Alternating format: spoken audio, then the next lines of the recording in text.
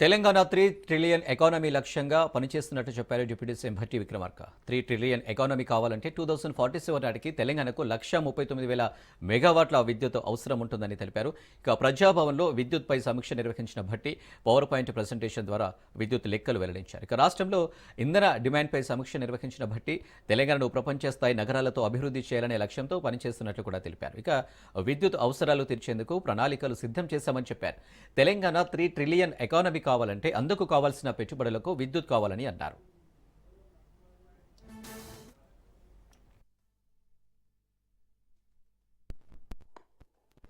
ఇక్కడ this is one of the serious and important storage అనే ఎందుకు అసలు స్టోరేజ్ ఉదయం పూట సోలార్ పవర్ అందుబాటులోకి వస్తుంది తక్కువ ధరకి, సాయంత్రం సన్లైట్ పోగానే సోలార్ అందుబాటులో రాదు.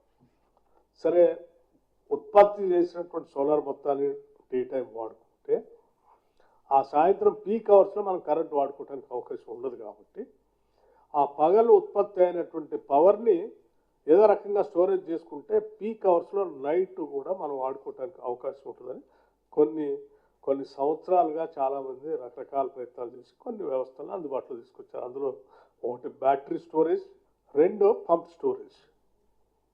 బ్యాటరీ స్టోరేజ్ అనేది కొంత అంటే స్టోరేజ్ దాంట్లో అవర్స్ లెక్క మెగావాట్ పవర్ ఇన్ని గంటలు స్టోరేజ్ చేసుకుంటే గంట కింద అని ఛార్జ్ చేసేటువంటి విధానం అందుబాటులోకి వచ్చింది. ముఖ్యంగా వై పవర్ ఈజ్ ఇంపార్టెంట్.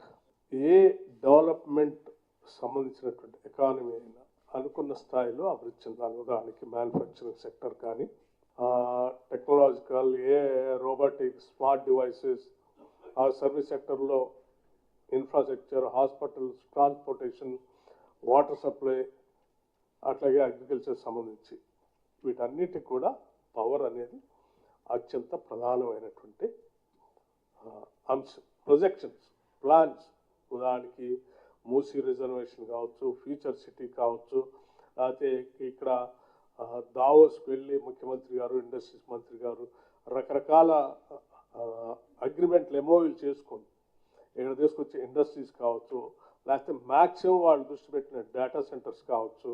8.50 అంటే నేరుగా 9% దాకా దీని గ్రోత్ ఉండబోతున్నాం. Previous government has not plan anything.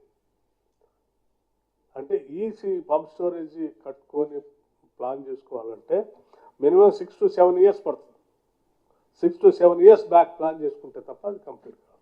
So the state government is planning for all these things. గతంలో ఉన్నటువంటి పెద్దలు కానీ, అవగాహన లేనటువంటి నాయకులు కానీ రాష్ట్ర అభివృద్ధి గురించి ఆలోచన చేయకుండా గాలికి వదిలేస్తే అట్లా కాదు నాన్న. ఈ రాష్ట్రం చాలా స్పీడ్గా ఎదుగుతూ ఉంది. 10% మేము వచ్చిన దాంట్లోనే 1 yearలోనే ఈ గ్రోత్ వచ్చింది. సెంట్రల్ యూనివర్సిటీ వాళ్ళు ఎంత చెప్తా ఉన్నారు.